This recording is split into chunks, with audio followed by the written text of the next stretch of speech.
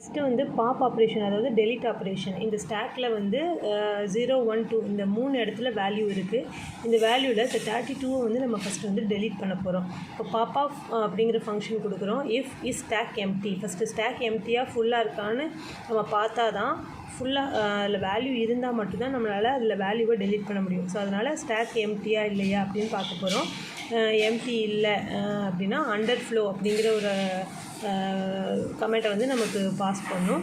அப்படி இல்லை, அது வந்து அதில் வேல்யூ இருக்குது அப்படின்னா பிரிண்ட் ஸ்டாக் ஆஃப் டாப் அப்படிங்கிறது நமக்கு பிரிண்ட் பண்ணும். அந்த டாப் அப்படிங்கிறது வந்து என்ன அப்படின்னா டாப் -1, அதாவது இந்த டாப் இந்த இடத்துல இருக்குன்னா இதிலேருந்து இந்த இடத்துக்கு வந்துடும்.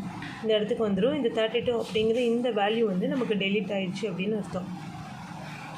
இப்போ வந்து ஓவர்ஃப்ளோ அப்படின்னா ஸ்டாக்கில் இருக்கிற அந்த 5 இடத்துல 5 பிளேஸில் இருக்கக்கூடிய வேல்யூஸ் போக நமக்கு வந்து எந்த ஒரு வேல்யூவையும் இன்சர்ட் பண்ண முடியாது. ஸோ அது வந்து ஓவர்ஃப்ளோ கண்டிஷன். டாப் அதை வந்து எப்படி நம்ம சொல்லணும்னா top equal to maximum size -1.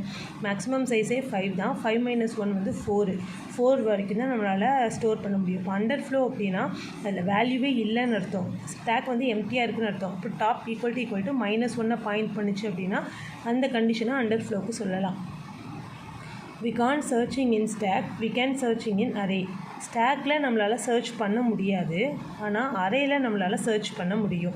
So இதுதான் இந்த ஸ்டாக்குக்கும் அரேக்குள்ள டிஃப்ரென்ஸ்.